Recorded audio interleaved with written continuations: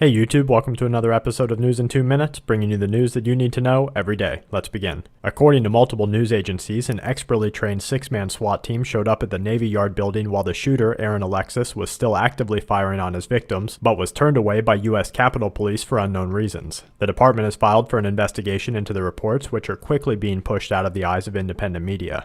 Russian investigators have reversed their previous report and are now acknowledging that a large-scale fire on board a Russian nuclear submarine on Monday severely injured at least 15 servicemen and caused extreme structural damage to the ship. While contradicting their earlier report that no one was injured and that the submarine was in working condition, officials continue to deny that the fire caused any damage to the 2 nuclear reactors on board the ship and are insisting that there was never any known release of radiation into the atmosphere. One of Israel's leading military commanders made a bold statement warning the country's Western allies that Syrian President Bashar al-Assad could remain in power for years to come if the forces behind a proposed violent administration change in the country do nothing to remove him from his position.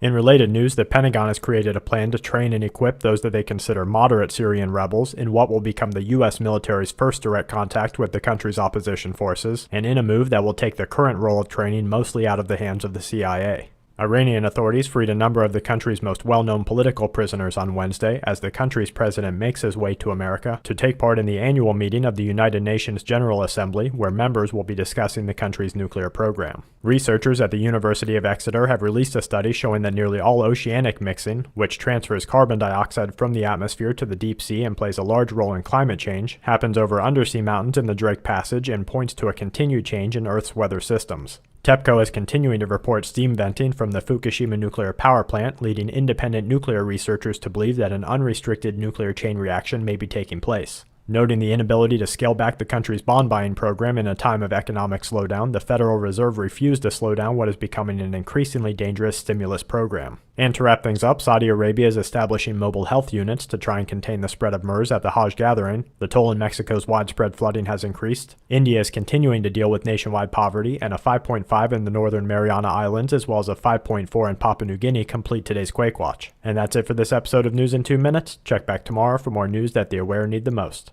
This week's News in 2 Minutes is brought to you by GoBerkey.com. Remove fluoride, lead, giardia, and other viruses with a high-quality Berkey filter today.